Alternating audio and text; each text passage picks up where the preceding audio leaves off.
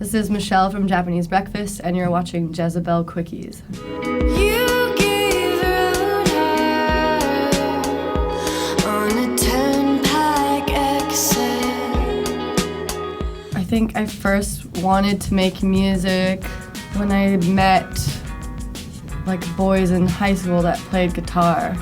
And I think that any activity that I felt had a smaller amount of young girls involved in, I just immediately gravitated towards. It was clear the way.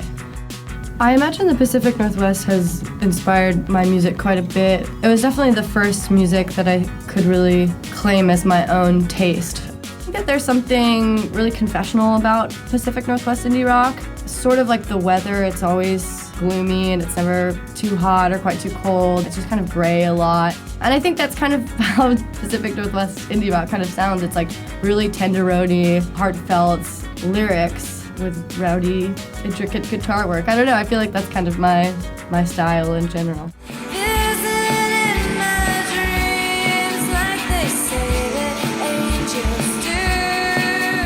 My mom was sick when I made Psychopomp, and she passed away, and Psychopomp was very much just a personal record that I made about that experience.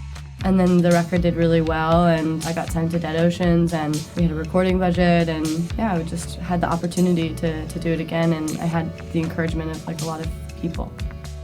I think it seemed like an intuitive thing to try to make something that was really removed from my personal life. So the first song that I wrote, First Off Sounds from Another Planet, the new record was called Machinist, and it was about a woman who falls in love with a robot.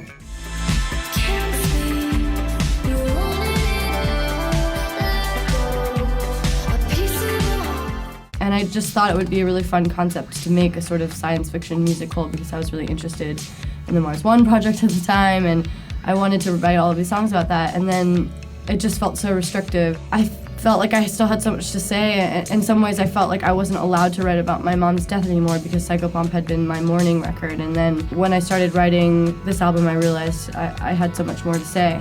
I think the songs are a lot about what happens a year and a half after you lose someone really important to you, and how do you move forward from tragedy, and how do you continue to be a good person. I think that my sound has matured from Psychopomp to now. I think that the biggest shift was that the production was much better on this album.